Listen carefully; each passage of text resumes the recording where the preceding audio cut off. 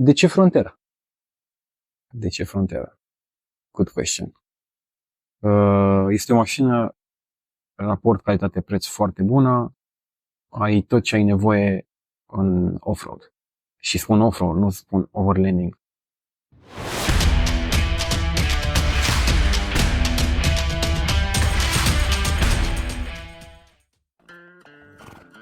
Bine ai venit la mine. Bine te-am găsit, Rareș. Astăzi avem o discuție ca de la fronterist la fronterist. O să vorbim așa câteva lucruri despre problemele pe care le-a întâmpinat, ce îi place la mașina asta și de ce a ales Frontera. Da. Salut, eu sunt Rareș și până în martie-aprilie 2020, în pandemie, mă uitam la videoclipuri pe YouTube, am început pasiunea de overlanding off-road. Atunci multe pasiuni cred că au apărut. Da.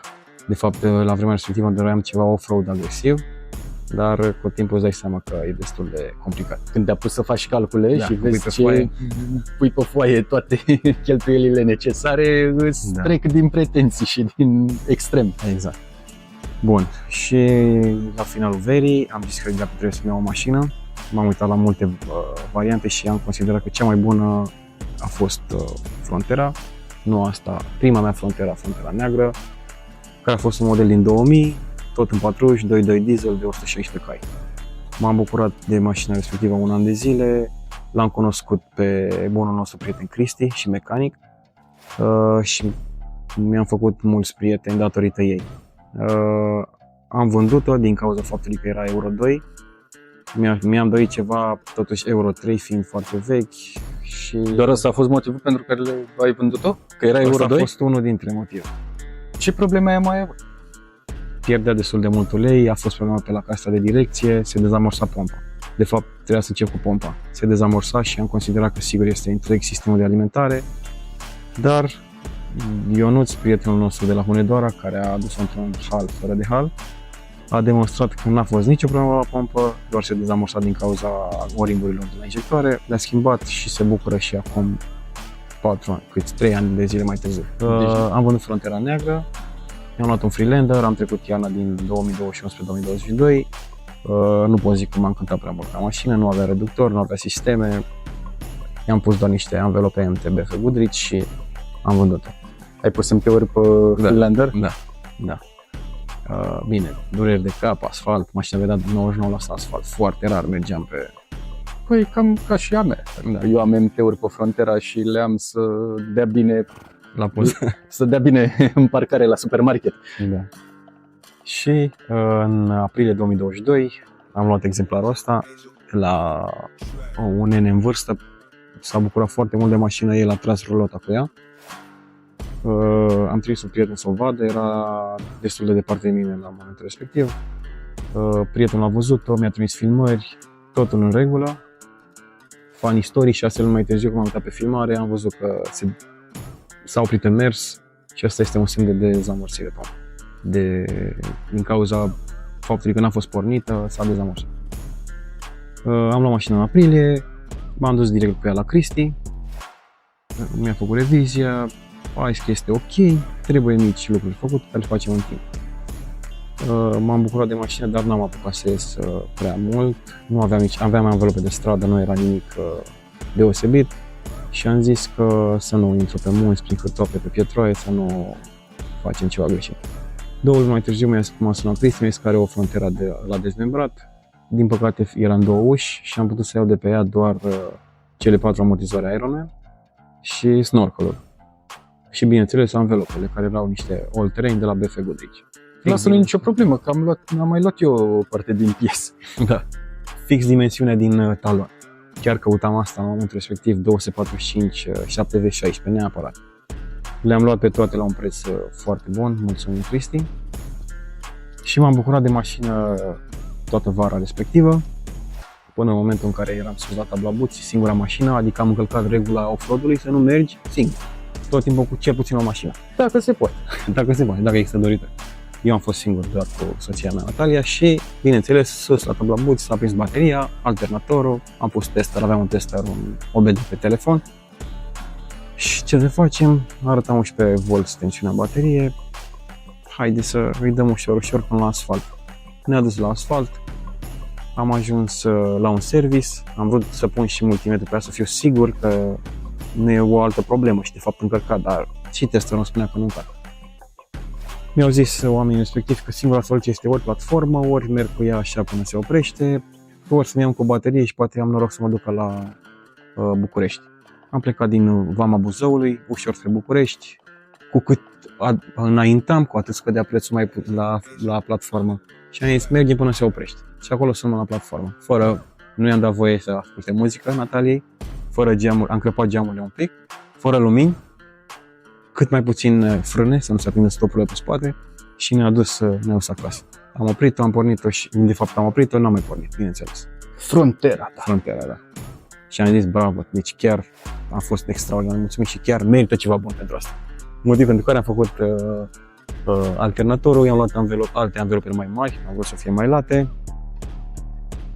Ce am mai făcut în 2022? Și a început problema cu clapeta. Motoarele de 22Y23 DTH au o clapetă pe admisie. Am citit și m-am documentat pe diverse forumuri și scopul acelei clapete este acela de a înfrâna mai mult mașina în reductor atunci când vrei să cobori o pantă. Pentru că îi tai aerul, se înfrânează și efectul de frână de motor este dă mult mai mult randament. Doar că în cazul meu n-a dat absolut deloc, deoarece își lua limb, funcționează pe bază de vacuum și orice fel de mică pierdere de vacuum poate să afecteze grav. Asta pasionații de Frontero și eu cu pierderile de vacuum, Da. Pierderile de vacuum îți dau 254.000 de erori din Da. toate părțile, și de la EGR și de la Labrador și de la tot îți dau. Da. Cred că cei mai mulți metri de furtune de vacuum s-au vândut pentru frontere. Eu cel puțin am schimbat de 3 ori. Prima dată am schimbat și am luat diametru mai mare și mi-am dat seama că scăpa. Și am luat de 3 ori am schimbat întreg sistemul. Și într-un final am reușit să nu am nicio fel de pierdere, dar clapeta tot funcționa prost. Am încercat să găsesc kituri de reparație ale clapetei, bineînțeles că nu se găsește nimic, doar clapete cu totul, dar am încercat cu un dezmembrări, n-a funcționat. Am desfăcut-o pe N-a funcționat, hai să facem aici o mică paranteză, că avea și ea probleme. Da, n-a funcționat pentru că avea și ea probleme. Că dacă ar fi fost o clapetă în stare optimă întreagă, Da, ar fi funcționat. teoretic da. Am încercat cu 2 clapete, n-a funcționat, am desfăcut-o pe a mea, mi-am dat seama cum funcționează bucșa respectivă. În interior este o bucșă care acționează axul clapetei, deschide și închide în funcție de cantitatea de vacuum primită. Am căutat să găsesc acea bucșă, nu se găsea absolut deloc în România. Singura persoană prin multe forumuri din Europa era un italian pe care o vindea cu 70 de euro plus drumul, ceea ce înseamnă cam 120 de euro o bucșă de jumătate de centimetru. Exista și riscul să o montez și să nu fie de acolo problemă. Motiv pentru care am încercat să scalez, vectorizez, am căutat fel și fel de tool-uri pe Google. Într-un final am reușit să o măsor, ochiometric am măsurat-o și am vectorizat-o eu pe laptop. Am găsit niște băieți care printează 3D, mi-au făcut-o, a funcționat aproximativ 7-8 luni, dar problema în cazul meu a fost de fapt axul clapetei care avea joc. Și când ai joc unde e vorba de vacuum și cantitatea de vacuum este infimă, poate afecta destul de grav, pentru că se trimit informații destul de eronate către eco. Motiv pentru care mi-am dădea foarte multe erori de EGR și își lua limb. Deci, asta e important să știe cei care sunt pasionați de frontere sau care au frontere și au problema asta, să știe că dacă au pe tester o problemă de la EGR, nu e neapărat de la EGR. Eu am fost pus în situația în care mi-a apărea EGR, Cristi, schimbam EGR-ul, nu? Hai să încercăm. Am schimbat EGR-ul și surpriză mare, nu a funcționat. L-am schimbat și eu odată. Da. Mulți recomandă doar un anume tip de EGR care este 1700 de lei și 90% dintre ei îl schimbă degeaba. Deci, da, că dai banii pe un EGR, nu, inutil. Da. Că de fapt problemele pot să fie din vacuum în principal sau din electroval. Da, exact. Am vectorizat, am scalat, m-au întrebat băieții dacă pot să o vândă și ei, n-am avut niciun fel de problemă. ulterior am aflat că pentru unele persoane și pasionați și cunoscători a funcționat foarte bine. Da, printre ce are și eu, doar că eu am luat bucșa, mi-a trimis-o un băiat din Polonia, parcă, Da. tot așa printată 3D și la mine a funcționat perfect. Și funcționează perfect și acum. Da. Eu mi-am dat seama, n-a fost de vină bucșa, era clapeta și după N încercări am găsit un băiat care se ocupă cu software și mi-a zis că putem încerca să anulăm clapeta, dar nu garantează că va funcționa. O anulăm din soft să vedem dacă putem păcăli Ecus să nu mai dea limb. Mi-a scris softul, totul în regulă. Eroarea încă apare pe tester, dar nu-și mai ia limb. Deci eu recomand cu căldură, asta este cea mai bună variantă, să nu te chinui cu clapeta. Dacă poți încerca, pentru că acea boxă e 100 de lei la băieți pe site, poți încerca așa, mă refer la cei care au probleme. Dacă nu funcționează, se poate anula din soft. De acum fiecare tuner își alege prețul. Și asta a fost întreaga poveste cu clapeta vieții care s-a rezolvat.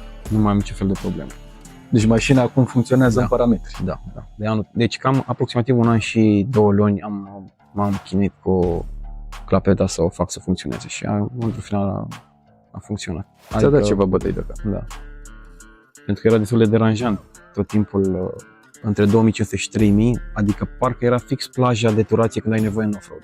La doua reductor 2500-3000, fix așa ori, își la limb, că nu mai aveam turbo, implicit nu mai aveam putere. Să urci aspirat sau să... Da. Haide că de cobori aspirat, dar de urcat nu prea poți să urci aspirat. Erau nevoie să opresc mașina, să o pornesc chiar ca să se restarteze, să zic, limpul. Dar lucru pe care n-ai cum să-l faci într-o urcare de, nu știu, 15 grade, 20 grade sau eu știu, de grade. Da, spuneam că am optat pentru anvelope puțin mai mari, 265, 70, 16, două măsuri mai mari. Recomand cu căldură, all-terrain-urile de la Windforce, nu sunt reeșapate, n-am avut probleme niciodată, am mers cu ea iarna, am pus lanțuri, pietroaie, foarte mulțumit. Am vrut și mașina stă bine și pe noroi. în fața mea. Am văzut cu ochii mei. Și am luat 4 amortizoare noi de la Ironman, pentru că mai nou poți cumpăra kitul pe bucăți. Poți să cumperi amortizor ori pe care i-am la cele 4 amortizoare, bineînțeles că au venit 2 acum și celelalte 2 mi-a zis respectivul că vin din Australia și mai durează. Ok, n-am avut răbdare, m-am dus la Cristi cu cele 2 pe față. Cristi, hai să le montăm, le-am montat. Au venit și cele pe spate, Cristi, hai să le montăm, bineînțeles că le-am făcut. Și toate bune și frumoase până la prima problemă gravă, datul apei afară. În unele urcări destul de abrupte, vasul de expansiune la frontieră, cum bine știi, are un supraplin, dădea antigelul afară. Am zis, hai că poate totuși este... Știi, când ai o problemă, încep să elimini. Și am eliminat cele mai ieftine lucruri. Hai să căutăm bușon. Am căutat bușon pe piesa, mi-a venit unul care era cred că doar pentru faptul că este înșurubat. Asta a fost singurul lucru care funcționa. L-am montat, bineînțeles că tot de afară, am căutat unul original în dezembrări, a venit cu garnitura ruptă, am luat un altul, cel mai scump de pe piesa, nu era ce trebuie, mi-am dat seama totuși că nu e vorba de... Problema nu era din capac. Da, și am mers mai departe, haideți să căutăm pompa de apă. Am schimbat pompa de apă, am desfăcut între kitul, am dat radiator jos, curățat, bineînțeles, tot a început să dea apă afară, pentru că problema era din garnitura de chiloasă. Am mers așa cu ea, doar accelerările bruște, pentru că se făcea presiune în camera de ardere de la boost și dădea apa afară pe la supraplin. Am mers așa o perioadă, adică unde urcau oamenii cu, nu știu, cu a întâia la 3000, eu urcam cu a doua totuși ca să nu fie boostul prea mare și să dea apa afară. Să căutăm soluții. Cristi, ce facem? Mi-a zis că nu am nicio scăpare decât garnitura, pentru că cel mai probabil asta e. Și să sperăm să nu fie, nu știu, chiloasa fisurată sau probleme de genul ăsta. În septembrie 2023, într-o zi frumoasă, am plecat spre București din orașul meu natal. și m-am trezit cu antigel la picioare. Da, de asta a fost destul de deranjant, am trebuit să trag pe dreapta și cinste inginerului de la frontieră, poate și la celelalte mașini, dar n-am avut eu ocazia, dar cinste inginerului pentru că am reușit să anulez radiatorul. Adică, teoretic, doar am scos turul și returul, cum se zice, antigelului care intră în calorifer și le-am îmbinat. Adică, teoretic, întreg antigelul nu mai intra în sistemul din spatele borbelui. Și am plecat la București liniștit. N-aveam căldură, dar în septembrie. Deci asta înseamnă o mașină bună, să o poți repara la marginea drumului. Da. Am plecat cu ea, i-am spus de Cristi despre ce vorba, mi-a zis că da, trebuie să desfacem motor. Bineînțeles că ne-am apucat, am plecat în concediu la momentul respectiv, asta mașina la aproximativ 2 săptămâni. Pentru că a fost nevoie să dăm bord jos, desfăcut chiuloasă, trimis la planat, schimbat supape, toate garniturile, a fost o întreagă poveste. A fost ceva de joacă la ea. Da. A stat 2 săptămâni desfăcută la Cristi, bordul de jos. Și bineînțeles, m-am întors din concediu, mașina era gata, Funcțională de data asta. Da, 100% funcțională, nu dădea apă afară, nici n-am avut ocazia să testez prea mult, dar ulterior am testat și nu a fost niciun fel de problemă. Adică a fost făcut ca la care. Însă, cum un necaz nu vine niciodată singur, fix în ziua când am luat-o, a doua zi m-am întors din concediu, am luat de la Cristi și am plecat cu ea. Și m-am trezit cu pedala de ambreiaj la podea. Pe un drum expres, am tras pe dreapta, ce să fac? Am pornit în viteză și tot m-am dus acasă, fără ambreiaj. 500 frontiere. De asta mergem noi cu frontier. Da. Ce să faceți? Căutăm soluții, nu există pompe de ambreiaj decât un anume tip și bineînțeles că acel tip nu se potrivea la a mea. L-am sunat pe Cristi, mi-a trimis o pompă de ambreiaj, am montat-o pe mașină. Este un proces un pic mai dificil de aerisire a sistemului de pedală ambreiaj, deoarece are și un cilindru receptor pe traseu.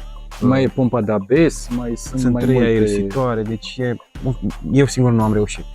Și am avut noroc de o rudă pricepută, deoarece a aerisit toată viața lui Daci pe vremea când era el tânăr și am plecat cu mașina pe roți.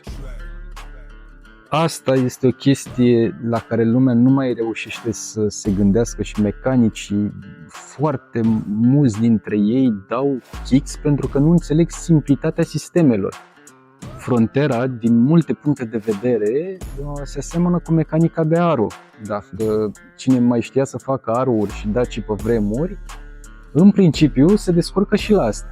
Doar că tehnologia evoluează, nu mai stă nimeni să piardă 3-4 ore să-i facă o geometrie, să-i facă camberul, să-i facă anumite reglaje, să aerisească ambreiajul, că dacă nu e din soft să apăsăm 3 butoane și calculatorul să facă aerisirea, nu merge, domnule. Mașini proaste, că altfel.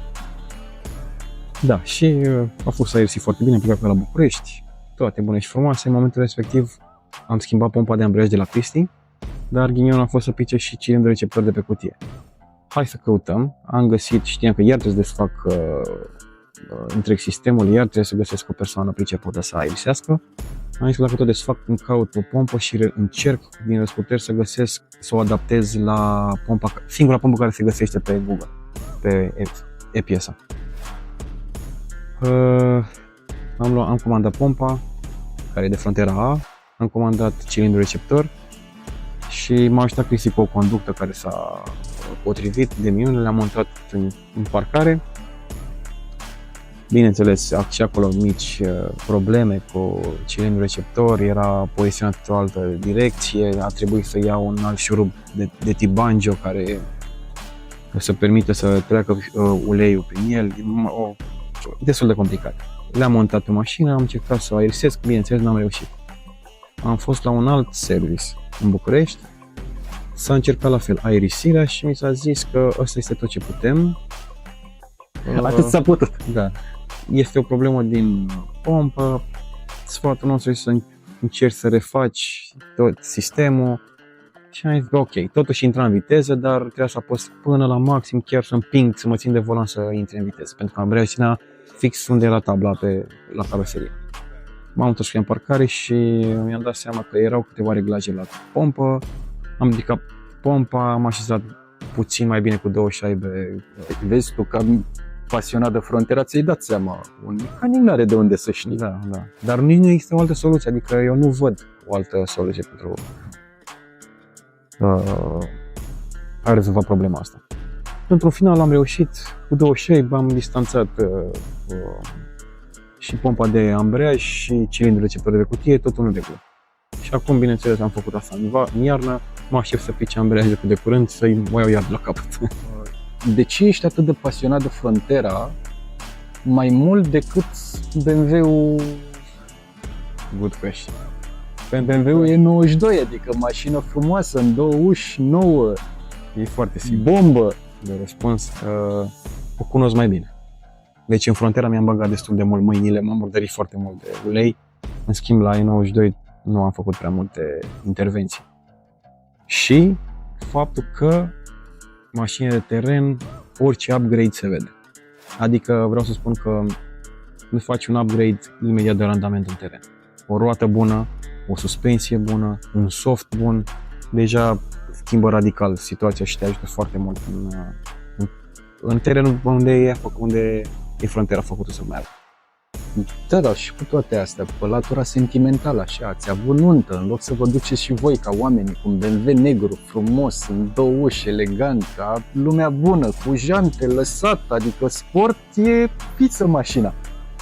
Voi ați mers cu Frontera la nuntă, adică pozele de nuntă sunt făcute cu Frontera, nu sunt făcute cu BMW-ul. Da, așa e. Deci asta contravine moralei de Deci, iubitor de BMW-uri, adică oamenii cu BMW-uri o să-ți dea mult hate pe chestia asta. da, cum să mergi cu Frontera asta? Uite-ți-i dracu cu cazanele voastre, bă, oameni care nu apreciază BMW-uri, mă. Da, am ales Frontera pentru că, din punctul meu de vedere, este o mașină mai deosebită. Adică nu o vezi pe stradă peste tot, o mașină rară, o mașină frumoasă din punctul meu de vedere și specială, mai ales pentru noi, pentru că ne-a dus în atâtea locuri, nu ne-a lăsat niciodată în drum, de aceea o consider și de asta spun eu acum că n-aș vinde-o prea curând sau poate că Rămâne la tine până la veșnica pomenire? da. Probabil că peste 10 ani când va fi de retro, acum are 20 de ani, o să fac retro și nu plătesc taxe ca să rămână moștenire. Au apărut după un an, să zic așa, eventuale probleme, troncănel, scuțit, ca la orice mașină de off-road. Adică știi foarte bine ce era la lacul Vulturilor, pietroaie și știi, hai să vedem ce avem de făcut. I-am dus mașina, așa este lucrare de control. Ce anume? Capete de bară, pivoți, bielete, tot. Ok, hai să ne apucăm să schimbăm. Am schimbat absolut tot ce ține de direcție. Adică fără bucși de la bascule, fără bucși de la cadru motor, doar ce ține de direcție. M-am bucurat la momentul respectiv că nu mai era nicio troncăneală, doar că, fiind piese noi care lucrează cu alte piese vechi, se simt. Adică eu ne schimbând caseta de direcție, probabil ea e de fabrică. Și bucșile de la bascule și de la cadru motor, la fel. Orice fel de lovitură într-o piatră în off-road o simt în volan. Pentru că pe direcție este automat. puternică și... Dar în timp o să schimbăm și o să-l sun pe Cristi, probabil, în viitor apropiat să ne apucăm să schimbăm bucși. 1-2 Cristi. Deci cinste lui Cristi, fără Cristi. Eu i-am spus de Cristi că dacă el închide garajul, eu cred că vom Frontera. Da. De ce Frontera? De ce Frontera? Good question.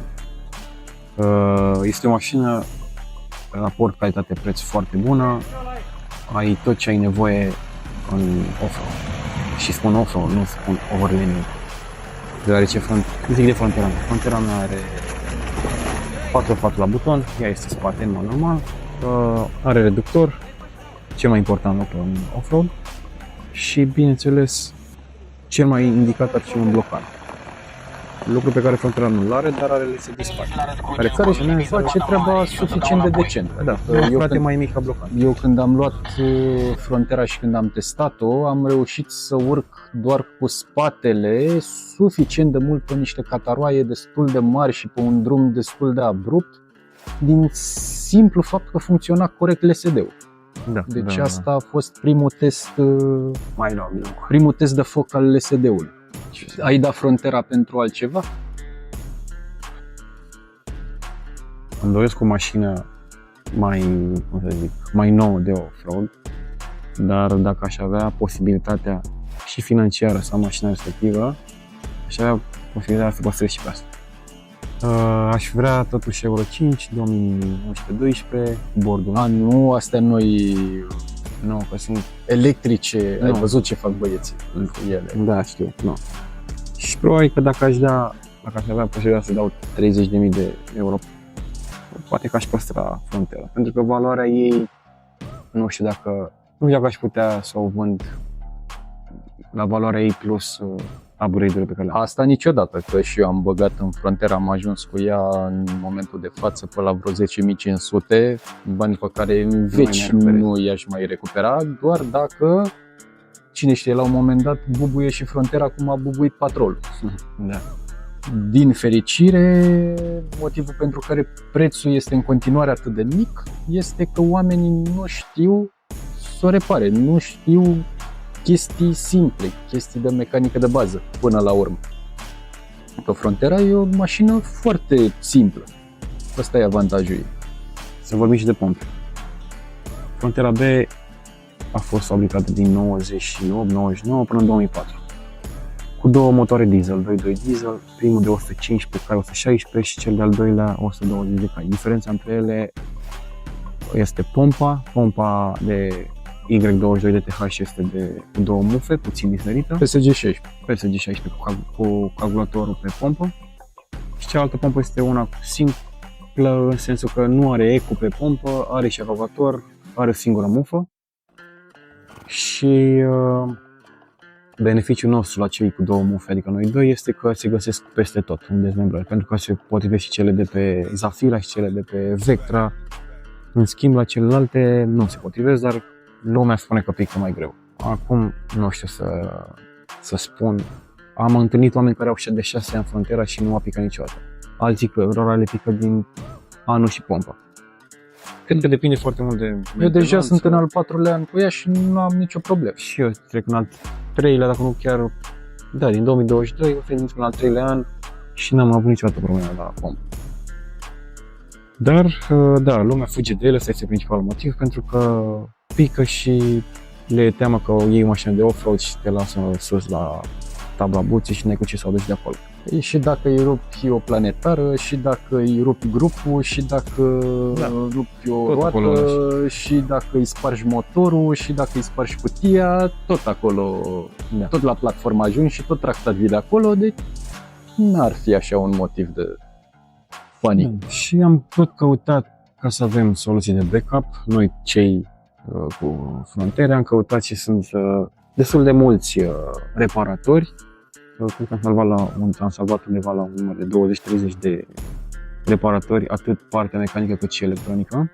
Pentru că da, o pompă de motorină de pe Frontere / Zafira și celelalte poate pica ori partea electronică, se poate arde un tranzistor, lumea spune că este un tranzistor. Da, e MOSFET-ul care se arde în principiu din cauza celor două fire externe de comunicare de pe corpul pompei. Sunt două fire, știi, povestea cu izolația care începe să crape din cauza vârstei și din cauza temperaturilor înalte de acolo. Firele ajung să facă scurt și se arde MOSFET-ul de pe placa pompei. Adică mulți care schimbă MOSFET-ul respectiv nu repară problema cu firele și din cauza asta MOSFET-ul se arde la loc. Da. Cristian nostru spune că e partea ușoară pentru că se dă calculatorul jos, se repară, se montează totul în regulă. Și cea de-a doua problemă este partea mecanică, unde ai nevoie de un service potent care să poată Dacă e vorba de păstreze, mecanică de precizie, de mecanică fină, nu mai ține de... nu poate oricine să, cu niște cursuri de electronică să poată să repare, să schimbe un MOSFET. Și da, asta ar fi problema cea mai mare, că poate pica pompa. Și cea de-a doua problemă de care spuneam la început sunt planetarele, dar totuși lumea spune că se rup planetarele, dar eu nu cunosc pe nimeni care să le fi rupt. Planetare se rup și la Land Cruiser 100, se poate rupe planetara, că dacă dai cam tembelul cu... Când ești cu luata în aer și saturație maximă, bineînțeles că pune ești în limitare și treci de la lipsă de aderență la aderență, normal că rupi planetare. De fapt, lumea spune că e problematică frontiera pe planetare nu pentru că se rup, ci pentru că nu prea se găsesc. Da, asta este un dezavantaj la Frontera, că foarte multe piese nu se mai găsesc noi. Da. Rareș, ce nu-ți place la Frontera? Nu îmi place că nu putem să-i punem roți mai mari, fără să tăiem din ea. Asta este cea mai mare problemă. Din câte am citit, roți pe 31, cred că poți să pui 31,5, ceva de genul, fără să te apuci să tai din ea sau să o tai cu barosul. Asta ar fi o problemă, pentru că, sincer, eu consider că mașina mea plânge după niște roți mai mari. Alt motiv. Plânge ea sau plângi tu? Cred că amândoi. Alt punct care nu-mi place. La Frontera mea nu-mi place faptul că nu prea am opțiuni. Dar zic strict de a mea, pentru că tu ai computer de bord, ai mai multe. Eu nu are scaune încălzite, dar asta eu nu am... Da, iarna, mă bate gândul iarna asta să îmi pun și eu scaune încălzite. Da. Eu mi-am schimbat interiorul la ea, am găsit un interior de pluș, eu aveam semi-piele înainte și nu eram prea încântat vara și nu-mi plăcea și nici nu erau încălzite. Și am optat pentru un interior pe care l-am găsit foarte ieftin, pe care am dat 400 de lei pentru interiorul și am schimbat în parcare. E suficient de încăpătoare pentru ce ai tu nevoie? Da. Deci nu intră la da. Că și eu nici nu-mi imaginam că se poate căra ce am cărat cu Frontera. Pe cealaltă Frontera am cărat până și un frigider din la mare. Am rabat scaun, l-a intrat în frigiderul, am plecat cu el. Bineînțeles, nu 10 de kilometri distanță, undeva aproape într-un cartier. Dar am fost nevoit și am folosit. Deși aici, când ne-am mutat aici la casă, top ce am mutat eu cu Frontera, masă de 6 persoane, cu 6 scaune din alea de lemn masiv, din alea tip jilț, din alea mari. Deci eu îmi anticipasem măcar 2 drumuri. Și le-ai făcut dintr-un foc. Și le-am făcut din prima. E adevărat, am făcut Lego, umplută până sus, da. Fără să scot banchete, doar rabatată. Deci incredibil de mult spațiu are. Și mi-am adus aminte de un alt minus pe care eu nu l-am observat, însă l-a observat Ionuț. Instalația electrică nu este prea reușită la Frontera. Da, instalația electrică, în general, Opel-urile au problema asta. N-au avut... Eu când aveam problema de care spuneam mai devreme cu fiertul, am învățat să fac o șmecherie, între ghilimele, să pornească ventilatorul. Teoretic puneam doar un fir, puneam două mufe la partea electrică în față și porneau ventilatorul. Ulterior le-am pus și un buton, dar din cauza neglijenței mele, că am atins două mufe, o să ți le arăt, probabil să-ți dai seama, am ars o siguranță, dar nu orice fel de siguranță, o siguranță mare care se află în față la blocul acela mare de siguranțe. Foarte o siguranță mai specială, da, care nici ea nu se găsește. Cristi mi-a zis că dacă am noroc o găsesc. Și eu găsesc cu 50 de lei, dar în momentul respectiv aveam nevoie de mașină și, bineînțeles, salvatorul nostru mi-a dat Cristi o siguranță. Dar până să o găsesc, nu pornea. Nu pornea mașina, adică s-a ars siguranța și nu pornea. Învârtea electromotorul, venea curent tot, dar nu pornea mașina. Altă panică. Da, a zis pompa. Asta e pompa. Dar după vreo 2-3 ore de investigat și toate cele am găsit siguranța, am schimbat-o și e tot în regulă. Și nu prea am minusuri, deci chiar uneori mă gândesc să-i găsesc un motiv ca să vă o vând, să-mi iau altceva poate, dar n-am, e imposibil. De fiecare dată când ieșim în off-road, mă gândesc, oare o fi acum momentul când s-a stricat ceva sau se arde pompa sau se strică ceva? Poate de data asta chiar din pe platformă. Nu s-a întâmplat niciodată asta. De fiecare dată se încăpățânează și te aduce acasă. Da. Vine nămolită până în gât și tot nu e supărat. Adică poți să arăți acum cadrele cu motorul și nu am avut nici... Tot timpul m-am dus acasă. Și cu pompa de ambreiaj stricată și cu alternatorul stricat. De mult, cu link. Părerea mea că asta înseamnă o mașină bună, care indiferent ce se întâmplă, ce îi pică, te duce acasă. Da. Bine, minus problema cu pompa, cum ne povestea și Cristi când i-a picat lui pompa pe 24 decembrie, în Crăciunului, a rămas la munte. Dar și atunci mi-a zis cineva, un mecanic de la Craiova, mi-a spus că el are o idee, să meargă cu calculatorul în portbagaj. Adică dacă se strică, schimbi calculatorul, dacă ai noroc să fie doar partea electronică. Dacă e și partea mecanică, da, destul de greu accesibil. Da, trebuie să dai admisia jos, adică cred că stai acolo 5-6 ore să schimbi. Da, uite, cum trăgea Călin de mine să plecăm în Mongolia, eu aș pleca în Mongolia fără nicio problemă.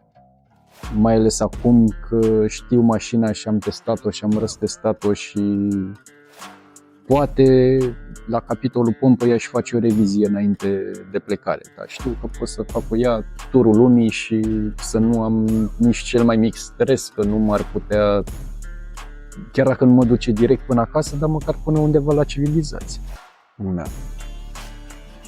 Per total, sunt foarte mulțumit de Frontera, adică dacă există persoane care se gândesc să își cumpere, eu recomand cu căldură, pentru că am găsit tot timpul soluții, piese, unele într-adevăr se găsesc mai greu, dar tot timpul n-am avut niciodată probleme. Cele uzuale, ambreiaje, amortizoare, pe la misie, orice fel de garnituri, orice fel de consumabil se găsește. Termoflotul se mai găsește greu la am avut Y22. Eu l-am spart, l-am spart și l-am... Problema asta am avut amândoi.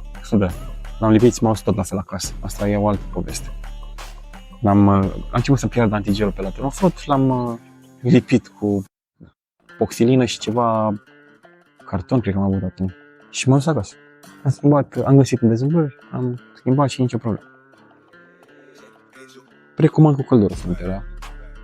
Nu am întâmpinat niciodată. Asta era una din ultimile întrebări. Ce sfaturi ai avea pentru oamenii care își caută o mașină de off-road, overlanding, plimbări la munte, cu familia, cu prietenii? Cred că cel mai important lucru este să ai un mecanic.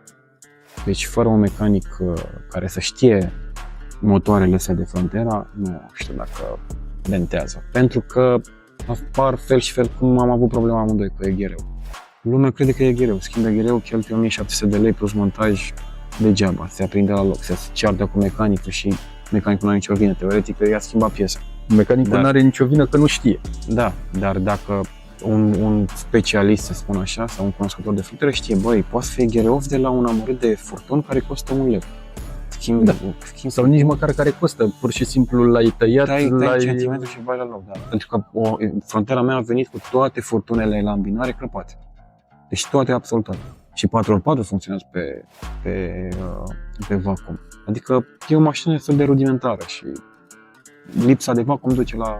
Asta o și face fiabilă, dar în momentul în care mai crapă câte o chestie, cât un cot din asta mic de cauciuc, intră în limb mod. Da, și electrovalvele respective, care teoretic doar trimit informația, din câte am înțeles, trimit informația la eco de calitate de vacuum sau ceva de genul ăsta. Știi că am făcut noi atunci, mi-ai venit? Da, cred că funcționează doar pornit-oprit. Ceva de genul, da. Le-am desfăcut pe toate, le-am curățat și tot nu era o problemă pentru că pierdeam vacuum atunci, dar s-a rezolvat. Iarăși și 4x4 poate să nu mai funcționeze strict din problema cu vacuumul. Da. Și cine își cumpără Frontera și nu știe deloc despre ele, să știe că citesc vorbele lui Cristi. Este crimă să mergi cu 4x4 pe asfalt. Pentru că poți să-l planetare. Cine vrea să-și cumpere o Frontera, în primul rând să-l sune pe Cristi. Da. Oricum există mulți mecanici de opără, adică există cam în toate colțurile țării. Știu pe cineva și pe la Craiova, știu pe și cei de la Suceava, pe la Ploiești, prin zona aia de la Cluj, pe acolo nu știu pe nimeni, dar... E Norbert în zona... corect, așa este. Da, pe unde e el? Pe la Harghita, parcă, sau în ce zonă? Da, care a reușit să facă pompa mecanic. doar că implică niște costuri pentru că e o întreagă muncă și Da, dar sincer să fiu, la câtă muncă e și fiabilitatea unei pompe mecanice care nu mai, practic aia chiar nu mai are moarte, nu mi se pare deloc mari, cel puțin, adică ajungi să bagi 10.000 într-o mașină și nu mai dai 1500, adică e... Da. Sau mergem pe planul bulgarilor cu alte motoare. Adică prin Bulgaria se practică să pui un nou diesel de pe Volkswagen pe... Da, poți să pui și 2.5 de Volkswagen. L-am întrebat pe Cristi recent și a zis că orice lucru este posibil, dar cu timp, bani. Aici ajungem de fapt la bani, că în momentul în care ții o mașină de teren trebuie să te gândești să ai bugetată cel puțin de 3 ori, poate chiar de 5 ori prețul de achiziții. Sau cum am făcut eu. Eu când am luat prima Frontera nu m-am gândit să am bani pentru eventuale probleme. M-am gândit în felul următor. Am o mașină pe care nu vreau să mă bazez, pentru că poate să mă lase în drum. Și nu o să am posibilitatea, poate financiară, la momentul respectiv, să schimb ambreiajul în secunda 2 sau să schimb ceva care pică. Și când am luat-o, mi-am asumat că e o mașină destul de veche, se poate strica. Dar în ciuda faptului nu s-a stricat niciodată și nu o să niciodată în drum. Niciuna din ele. Exact asta am avut și eu la început. Deci eu pe mașină am dat 2400 de euro la achiziție, fără prea mari pretenții. Am zis, măcar să mă ducă. Nici nu mă gândeam eu să mă apuc să mă duc până la Honolulu cu Frontera. Dar în timp, pe măsură ce am început să o cunosc, am început să prind curaj în ea și am văzut că de fiecare dată tot așa, și pe mine mă duce acasă și cară de rupe. Da. Super spațioasă, super încăpătoare, poți să dormi în ea, poți să... Un upgrade interesant pe care poți să-l faci la făcut Ionuț este să montezi merele-uri pe față și așa vei putea merge în reductor, spate, fără față. Da. Mi pare genial. Într-o urcare unde toată greutatea se lasă pe roțile din față, poți să faci și viraje foarte ușor, pentru că nu mai ai tracțiune în față, nu serve pe absolut nicio planetară. De altfel, de fapt nu știu ce vorbim despre planetare, pentru că eu în 3 ani, tu în 4 n-ai rupt niciodată. Eu nu sunt la fel și el face hard off-road.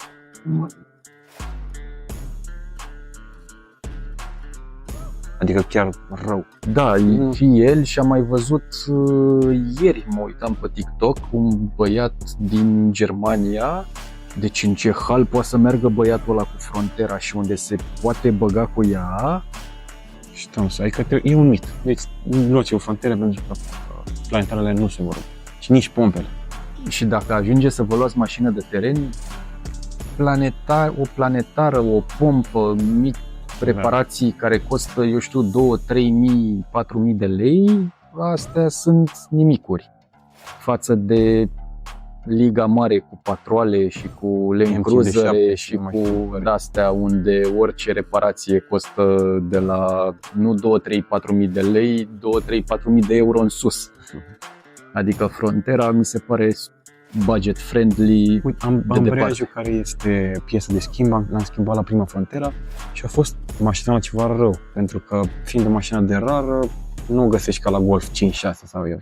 Și am schimbat ambreiajul cu 1200 de lei kit plus mâna de lucru. Adică exact ca la o mașină nouă. L-am schimbat tot în regulă. Da, discuri, plăcuțe de frână sunt absolut decente. Deci toate consumabile. Deci tot, da, asta zic. Tot garnituri, orice înseamnă consumabil, toate au niște prețuri absolut decente. Adică, da.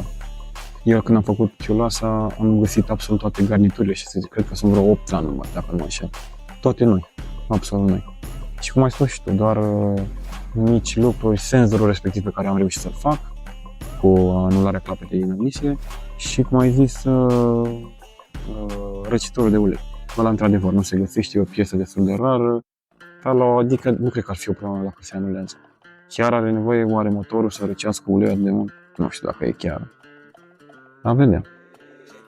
N-am avut, în anul trecut l-am schimbat, un altul SH și nu pare să fie vreo problemă. Și,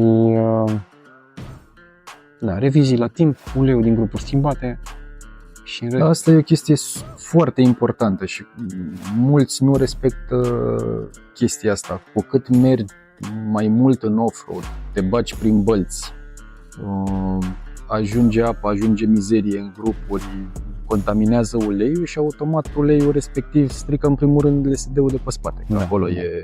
e problemă. Deci cu cât știți că mergeți mai mult în off-road, faceți schimburile mai des. Da. Producătorul recomandă schimburile în grupuri la 3 ani. Da, nu știu, eu am avut norocul să-l fi schimbat cel dinainte, oricum am vrut Cristi și trebuie și eu să-l schimb. La cealaltă frontieră l-am schimbat. Eu l-am schimbat când am luat mașina și urmează să-l schimb ori acum în toamnă, ori în prim.